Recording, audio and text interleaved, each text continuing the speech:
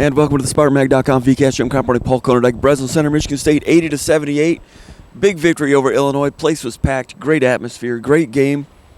It's going to be a big resume builder for Michigan State moving forward. They've not played. This is the best team they've played all year. And Jonas was, of course, missed all but 9 minutes tonight. Illinois was still really good on the road, even with Jonas only playing 9 minutes. Michigan State, crafty, battled well. This will look good in March when Michigan State's going for their seeding. But I gave Izzo a lot of credit after the game. He said he still thinks Illinois is the best team in the Big Ten. And I would agree with that, even though Illinois has 3 losses in the Big Ten and Michigan State has 0. Michigan State can aspire to become better as they move forward. This sets up for a great rivalry in February later on between these two teams. But big win for Michigan State. Down 10 early, comes back, shows some grit. Akins makes a big play with about a minute and a half to go. Good defensive switch to get a big stop late. Michigan State, no reason for me to sit here and downplay it. Came back and got a big win against a very good Illinois team that's going to be very good down the stretch. Yeah, we've heard some former players make comparisons to Michigan State being like the 2005 Michigan State. And I went back and looked at the schedule results, and they lost 3 games in Big Ten play. They finished second to Illinois. So Illinois and Michigan State go way back, obviously. Clear cut. Illinois' most talented team. I don't care. You can make arguments about who the best team in the Big Ten is, and there's people out there that say Michigan State because they beat Illinois, and God bless you. And I don't disagree with you.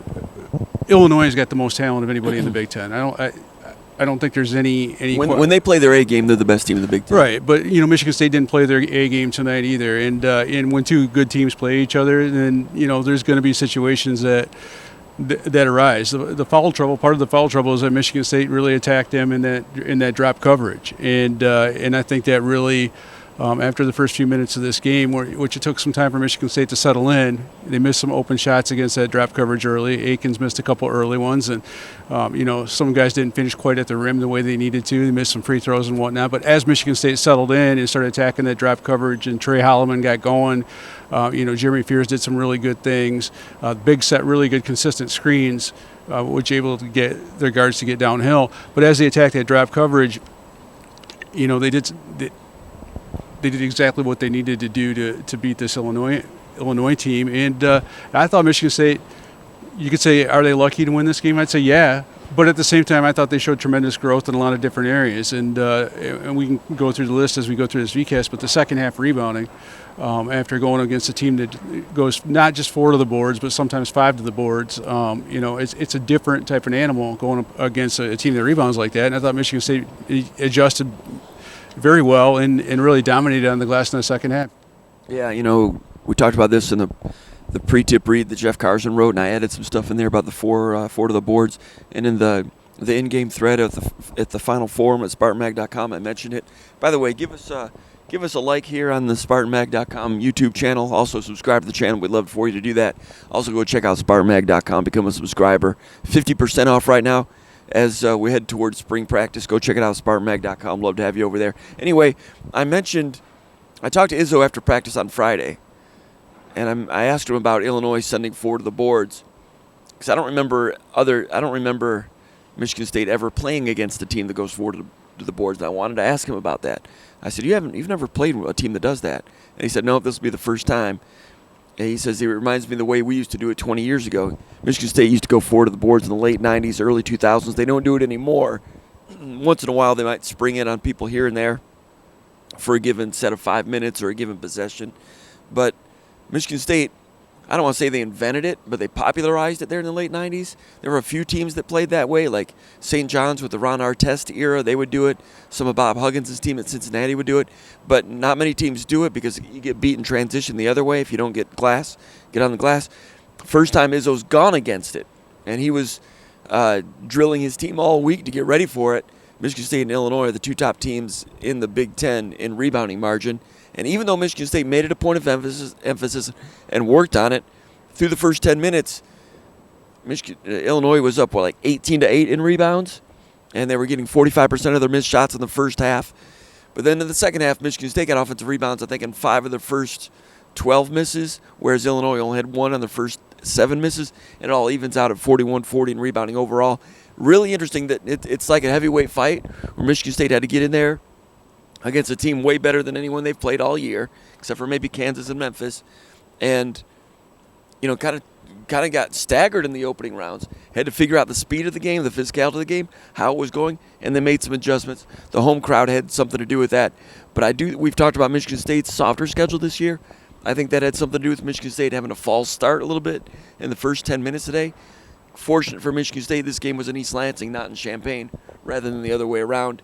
But Michigan State struggled to get acclimated to the rebounding challenge. But like you said, they did come around eventually. Yeah, and the other thing I think to point out is it's been several years since we've covered Michigan State teams that have beat ranked opponents several times, like numerous times each season for the last 5 or 6 years. But it's been a long time since Michigan State has been in this position where they're actually in an active conference race, like as a front runner at this point in the season. Usually, in recent years, it's been okay. We're behind by a couple games. You need big wins to get to the point where you feel comfortable about the NCAA tournament and where they're at. This game, Michigan State's going to continue being the only undefeated team in the Big Ten in conference play, and going up against an Illinois team that is trying to restake its claim as not just the best talent-wise team, but the team that that everyone else needs to beat. And so this is a little bit different situation for these guys. We've had some big early games.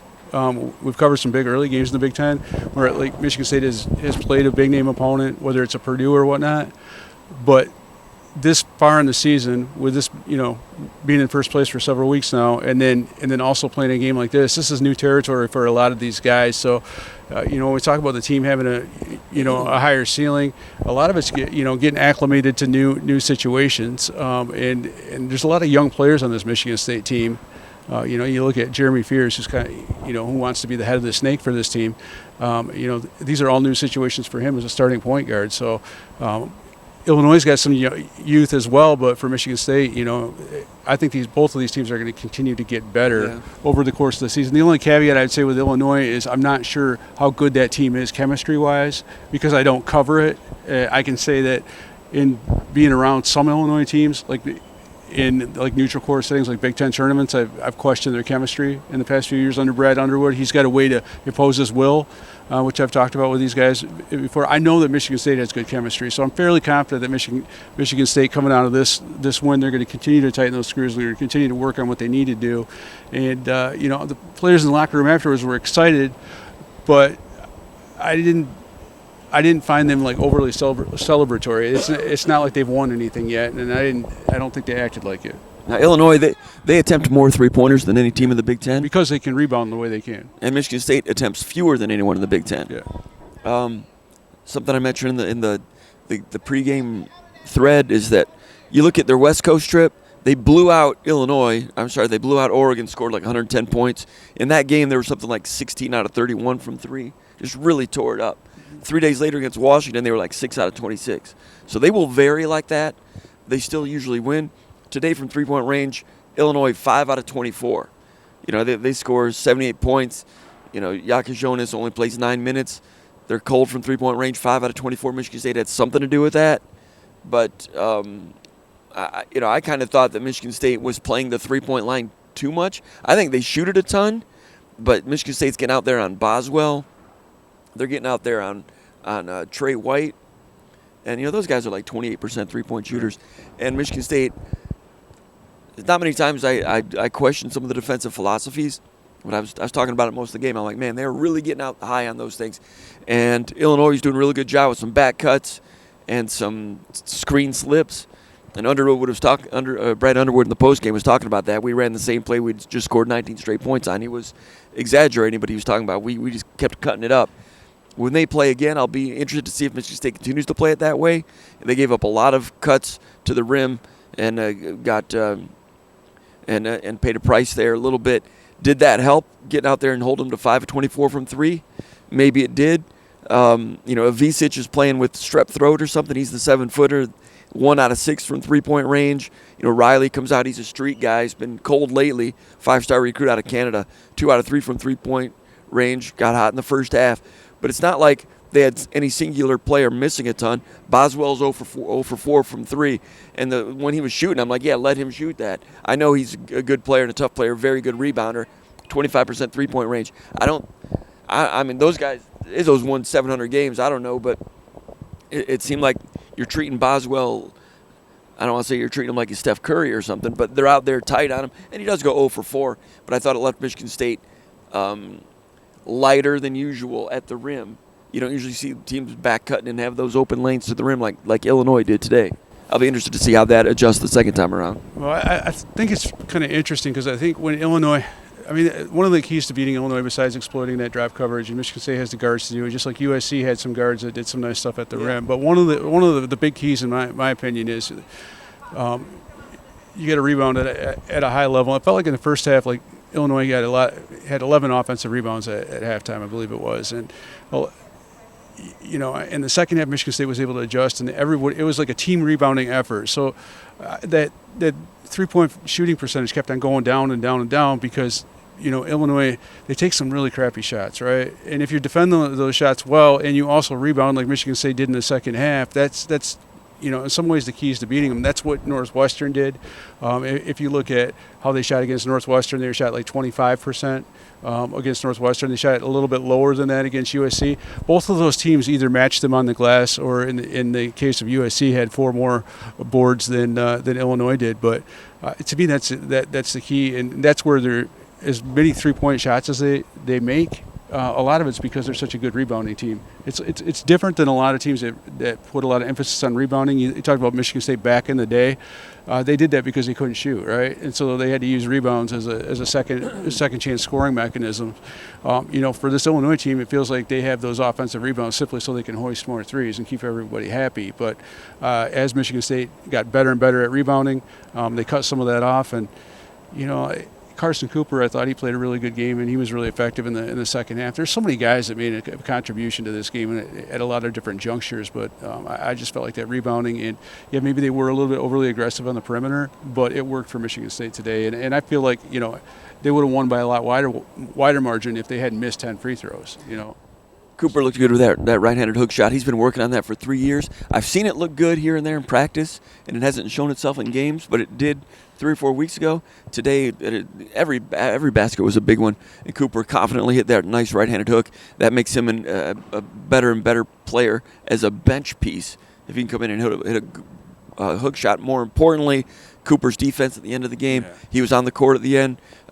Michigan State's up by 1. Illinois got the ball. Michigan State switches everybody late in the game like they like to do. Cooper goes on Boswell. You got a center guard and a guard. Cuts him off, causes a turnover. Cooper, big defense. At the end of that game, you know, last year before, he'd be on the court playing 19 or 20 minutes. A lot of the people out there was like, why is he playing? Why is he playing? It was an investment of minutes. First of all, Michigan State didn't have a lot of other options, but the defense quickness is what got him on the court in the past.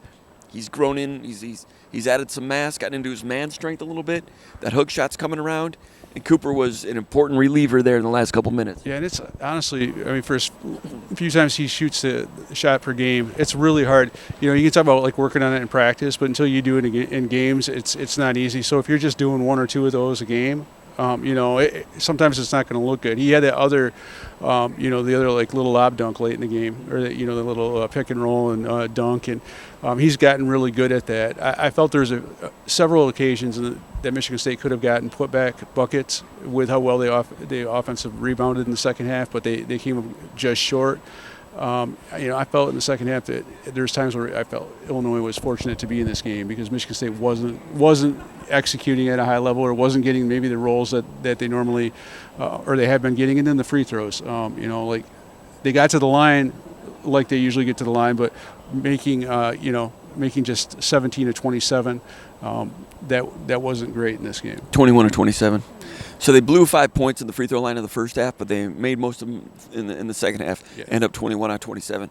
Michigan State's the number 3 free throw shooting team in the country. Oh, yeah. Okay. It was number 3 free throw shooting team in the country, but they left 5 points off the board early on when they were getting down by 10 points.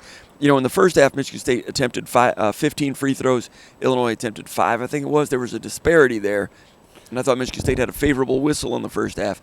And I said, hey, Illinois is going to get a whistle here in the second half. And early in the second half, Michigan State foul. Illinois got in the bonus quickly in the second half. But then Jaka Jonas got his 4th foul and his 5th foul both a little bit phantom calls, especially the fifth one, and that completely changed the game. Like Underwood said, when Jaka Jonas was in there for that little 3-minute stretch, when he had that drive for a layup, and then that time he drove and dished to Ivisic for the layup. I mean, at 6'6", the way he can handle, and he's a threat to shoot, the way he can like change speeds with the drive, and still have, I'd say, top end quickness. He's just kind of some angular movements. Very hard to guard. Michigan State didn't see him much today, just 9 minutes. But like Underwood said, he thinks he's the best point guard in the country, and I've not seen anyone as good as him. The Sears kid at Alabama was supposed to be real good this year, and he is very good. He went a little cold a little bit. But this guy, top 10 draft pick, they're saying next summer, and he's a handful, man. Yeah, and I think one of the things that he does a really nice job of, and maybe they haven't had, for a while, is the fact that he's able to run that Illinois offense. I think that they've had, like when they want to get the ball down, when they want to get it down inside and then kick it back out. Maybe this team in general is more willing to run some of the staples of the Brad Underwood offense. I forget what he calls that, but in terms of getting it down on the block and then kicking it back out and some of the angled type stuff, he's really good at. He's really good at setting people up, and they don't have. I feel like they don't have as many maybe loose screws as far as individuals. They don't have a Coleman Hawkins doing some really dumb stuff or something like that. They do take some questionable shots, but I don't feel like they have guys that are just going like renegade on them. And so I think maybe that's where this Illinois team differs a little bit from some of the other ones they've had. And I will say this about their guards: those guards do the dirty work. Say what you want about their personality, but that's something that I think Michigan State's backcourt had to adjust to in terms of rebounding and helping out there is having other guards go harder than they did to the glass. Lawhorn and Boswell. That's your fourth to the board. And they're Lawhorn is a guy that he can jump out of the gym. I remember watching him a couple of years ago when he played in the summer for a couple of weeks with Jeremy Fears, and he's a guy that can absolutely get up. So that. That's a tough dude to have out there as a rebounder. And between him and Boswell, that's your off guard. Those are the guys that, when those guys go to the glass, that's the fourth one. Because your center's going to go to the glass, and both wings theoretically should go, or your power forward and in one wing. But when a fourth wing goes, that's what makes the difference. And those guys charge hard at it. And Illinois, number 19 in the country, they're better than that. Three losses in the Big Ten, they're better than that, and they will prove it, provided everybody stays healthy. Yeah, the one thing that I think. The matchup with Northwestern is tricky because Northwestern has, in Brooks Barnheiser, they've got a 6'7" guard that's as physical as anybody on Illinois' roster. And they've also got Martinelli, who's, he's, I'm not going to say he's a freak. He's like those 6'7" wing types, and they can do a lot of different things around the rim. They were able to match the physicality. USC has the ability to penetrate. Michigan State has the ability to penetrate. And I think that's the only really weakness that I see from Illinois on a consistent basis is that drop coverage. Yeah, it's been there. It's been there for like several years. Remember I was telling you, like when Kofi Coburn was there, the big 7'2" guy. It's like, okay, he's a plotter. That's why they're playing it. But they continue to play it year after year as they get more athletic, and it kind of makes me scratch my head. What's the motivation there? I agree. Underwood's a great coach. They do so many things that are a hassle. They get out and transition really well. Forward to the boards, they do great. But defensively, percentage-wise, they're one of the best in terms of field goal percentage defense, 3-point percentage defense. All those stats, they're wonderful. I think they could be even better. I don't know. He knows more about it than I do. And maybe, we've talked about this for years. The drop coverage had opened the door for Trey Holloman to score 17 today, early on when Michigan State was having trouble finding offense. The drop coverage, the theory is they're going to defend three-pointers and make you take difficult twos. That's good in theory, but you don't end up. Some of the twos end up being high percentage twos, or 50% twos, or 55% twos. That's what USC was hitting on them. I just like number 21, Johnson comes in. Is that his name, Morris Johnson? Excellent freshman. Mortez Johnson. Mortez, very Morez Johnson, very athletic, great rebounder, averaging 6 rebounds a game in only 14 minutes. I mentioned this earlier that. For young Michigan State fans, is it turning off? Battery's good. Right now? Anyway, Johnson's great. I don't know. I think he's so athletic. I don't think you need to play drop coverage when that guy's out there, but I don't want to coach Illinois' team. They're going to be good, and they're going to be good in the future for sure. Michigan State, they grew as a team. They're a better team now than they were 4 hours ago, winning this game, finding a way to fight through it. The schedule has been not incredibly easy. Winning at Ohio State's not easy, but this one was a good one for them. Got it at home, more confidence, 11 straight, looking good. Still more to work on. Anything else? Yeah. No? Good? Hey, Shupan, take them back. I just want to say, got to get this in there 'cause I love those guys. How much time I got? I don't know, but did you know that prior to the pandemic, Michiganders were taking back their bottles and cans at a rate of close to 90%? That's fallen to 75%. That's more than $100 million of unclaimed money and tons of materials that needlessly end up in landfills. Shupan Recycling has been a big supporter of Michigan State athletics over the years, and they are reminding us that one of the beauties of our deposit system is that it creates the cleanest recycling material for the beverage industry to make new cans and bottles. When Michigan's return rate drops, it hurts the environment. It hurts all of us. So help the environment, help yourself, take them back. They're your lakes, they are your beaches, they're your roads. So take them back. It's worth your time and it's your dime. And take them back. It's a message from Shupan Recycling, a terrific Michigan company dedicated to recycling and dedicated to the Michigan State Spartans. Anything else, Paul? One last thing, just the atmosphere in here. It was fantastic, Yes. And it coincided with a big recruiting weekend for football. And I, you think of some of the experiences that guys have had coming into junior days over the years, and you're not going to get every guy, but if they can come in this environment and experience that, and it's a big deal, and it's like kind of one of those memory makers. Whether those guys go here or not, it remains to be seen. But you can see like families smiling and having a good time, and it's one of those deals where they're going to remember having come to Michigan State, and it certainly does not hurt with a recruiting effort. As early as you can get those guys in here, I promise you, a lot of those guys that came in here for this junior day had a great time, and they are more willing to come back in the summertime for camp or whatever. I agree. And Izzo made a great point about the spectator events this weekend in East Lansing. I was at gymnastics on Friday night. I was at hockey on Saturday night. Packed house Saturday at Munn. It was a great game, hockey game last night. This was outstanding. Great weekend for Michigan State sports. We'll see what happens with football recruiting going forward. Jason Killip's doing a great job covering that. We'll check that over at SpartanMag.com. Anything else, Paul? Nope. For Paul Konyndyk, my name is Jim Comparoni. I've been watching the VCast with the Spartans here in East Lansing for SpartanMag.com.